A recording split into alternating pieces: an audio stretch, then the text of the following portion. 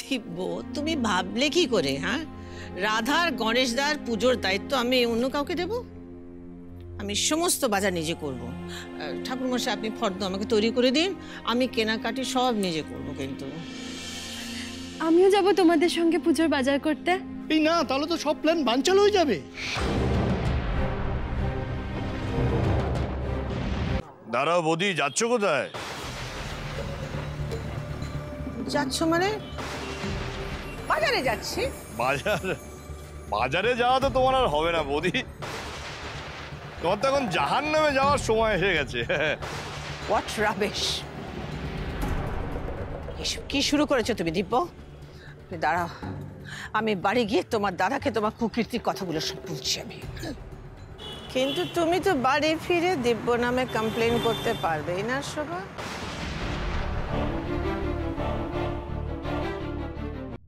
উফ, আপনার গলাটা শুনে যে কি শান্তি হলো। তখন থেকে আপনার ফোনে না পেয়ে আমি আর আপনার ছেলে যে কি কি চিন্তা করছি। না না, আমার মোবাইলে চার্জ ছিল না, তো এই জন্য আমি একটু ওটা সুইচ অফ করে দিয়েছিলাম। ঠিক আছে, আপনারা সাবধানে ফিরুন। ও হ্যাঁ মা, আমার না আপনার সাথে একটু কথা আছে। আমি ভারতী দিকে দুধটা জাল দিয়ে রাখতে বলেছি। আর আপনি চালের পায়েস করবেন না সিমুইয়ের পায়েস? পায়েস? আমি কেন কারোর জন্য পায়েস রান্না করতে যাব?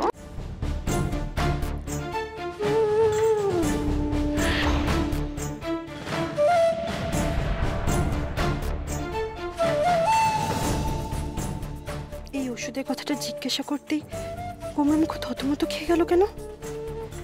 বারবার কেঁদে ফেলছে, দুশ্চিন্তা করছে। আমার যদি কিছু নাই হয়ে থাকে তাহলে কেন এত ভয় পাচ্ছে গোমরা মুখ? এই ওষুধটা কিসের আমায় জানতেই হবে, জানতেই হবে।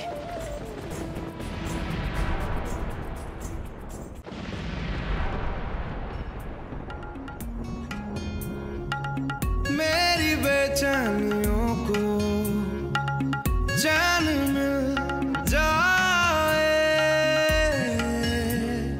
तेरा चेहरा जब नजर आए, तेरा चेहरा जब नजर आए,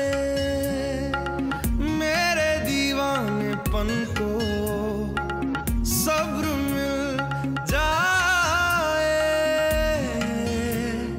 तेरा चेहरा जब नजर आए, जिक्र तुम्हारा जब जब होता है, देखो ना आँखों से भीगा भीगा प्यार बह जाता है, मेरी तन्हाइयों को। রাধা মায়ের হাত তোমার হাতে থাকা মানে তুমি জানবে সমস্ত পৃথিবীটা তোমার হাতের মুঠোয় আছে।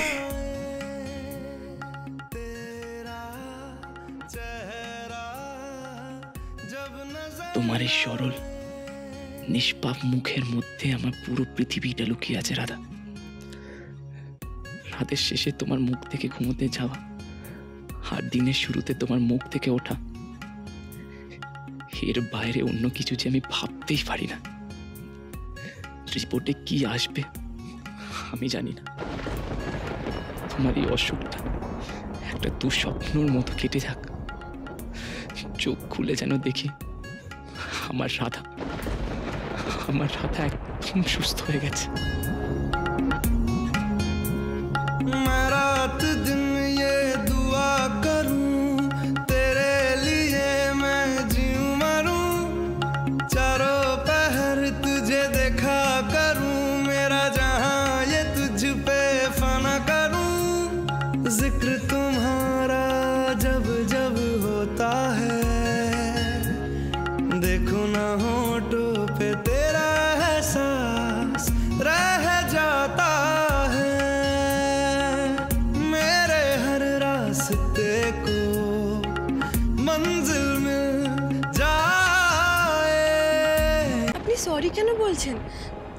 আপনি তো মা, আপনার যখন ইচ্ছা হবে আপনি তুই বলবেন, যখন ইচ্ছা হবে তুমি বলবেন, যখন ইচ্ছা হবে আদর করবেন, আর যখন ইচ্ছা হবে বকবেন। অমনি না, সবসময় আমাকে বকা খাওয়ানোর একটা সুযোগ খোঁজো, তাই না? আমাকে বকা খাওয়াতে পারলে ব্যাস, তোমার আর কিচ্ছু চাই না, কিচ্ছু না। নাও খাও। আচ্ছা আচ্ছা, হয়েছে হয়েছে, গণেশের মূর্তি বাড়ি এসে গেছে, এবার তোমরা একটু শাক বাজাও, উলু দাও, রাধার গণেশ দাদাকে বরণ করে ঘরে ঢোকাও। চলো চলো।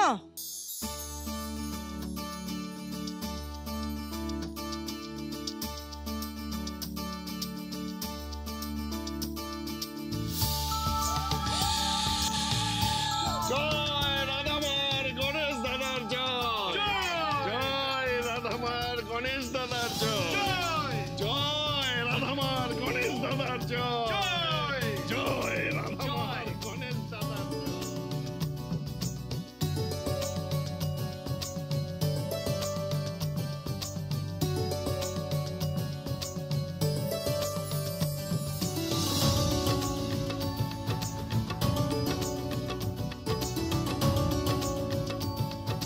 ব্যাস, মূর্তি প্রতিষ্ঠা হয়ে গেছে আর পুজোর সব জোগাড়ও হয়ে গেছে। এবার শুধু ঠাকুরমশাই এলেই পুজোটা শুরু করে দেওয়া যাবে। পুজো শুরুর আগে 1 কাপ করে গরম চা হয়ে যাক। হ্যাঁ, আর উপোসে তো চা খাওয়াই যায়। চল আমরা সবাই চা খাই। চলো চলো চলো।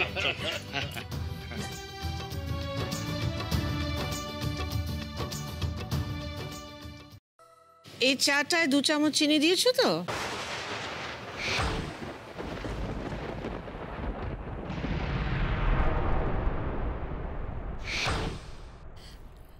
দু চামচ চিনি মানে? মা, আপনি তো চায়ে একদানাও চিনি খান না, আপনি তো মিষ্টি অপছন্দ করেন।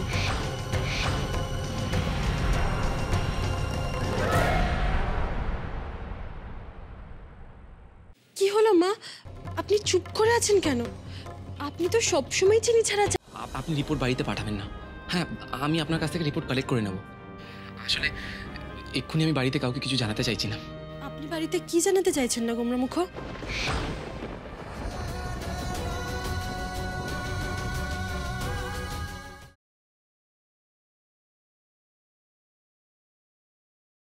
আমাদের বাড়ি আলতা উৎসবে একটা মেয়ে এসেছিল, ঘোমটা দিয়ে নেচেছিল, সবাই বলছে ওটা নাকি তোর বউ মতি। তোর বউ মতি কি করে আসবে? সে তো মরে গেছে। আমি তো মেরেছি, আমি হীরক শোনাবো, আমরা সবাই মিলে মেরেছি, তাই না? অজিত কথার উত্তর দে অজিত। গিনি বউ, তোমরা খুন করেছ? মতি কর্মকারকে তোমরা খুন করেছ?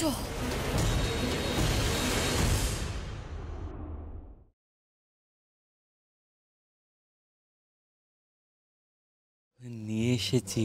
কি এইটা কি এতে? দেখ।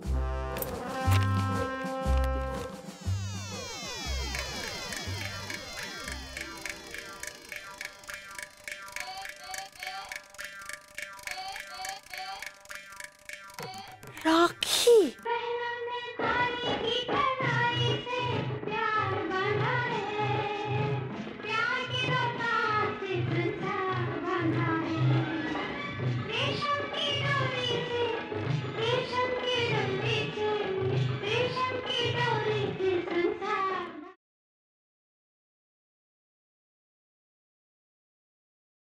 বিনা স্বার্থে আমি কারোকে খুচরো পয়সাও দিই না, তাই তোমাকে লক আপ থেকে বের করার জন্য আমার 2টো শর্ত আছে।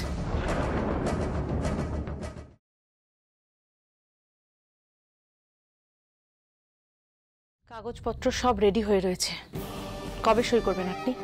আমাকে 2 দিন টাইম দাও, তারপর শুরু করব। আমি চলি, বাড়িতে আবার আশীর্বাদ আছে। কার আশীর্বাদ? পুপুর। আচ্ছা, তাই নাকি? তো কই আমাকে নেমন্তন্ন করলে না তো? আসলে ম্যাডাম, আপনাকে নিমন্ত্রণ করতে আমরা ভয় পাই। কেন? আপনার নজর ভালো না যে। मैं ससुराल नहीं जाऊंगी, डोली रख दो कहारों। साल 2 साल नहीं जाऊंगी, डोली रख दो कहारों। मैं ससुराल नहीं जाऊंगी, डोली रख दो कहारों।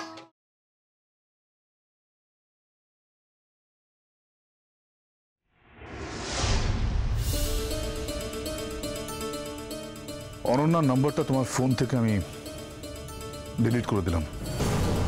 ধরো, আশা করি জুজুর কাছ থেকে নাম্বার নিয়ে তুমি আবার সেভ করে বসবে না। আর জুজুর মন পাওয়ার জন্য তুমি জুজুর কোনো ক্ষতি করে বসবে না। ক্ষতি?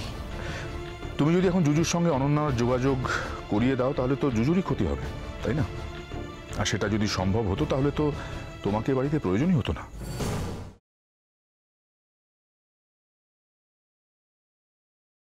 চুরিবিদ্যা মহাবিদ্যা, যদি না পড়ো ধরা। আমার রেখাদি আর রেখাদির বোন, এদের ইমিডিয়েটলি চাই। এবার মুখ্যমন্ত্রী দুর্গা দেবীরও জেল দেখার অভিজ্ঞতা হবে। হ্যাঁ সৈনী, বলুন। কি কি বলছেন আপনি?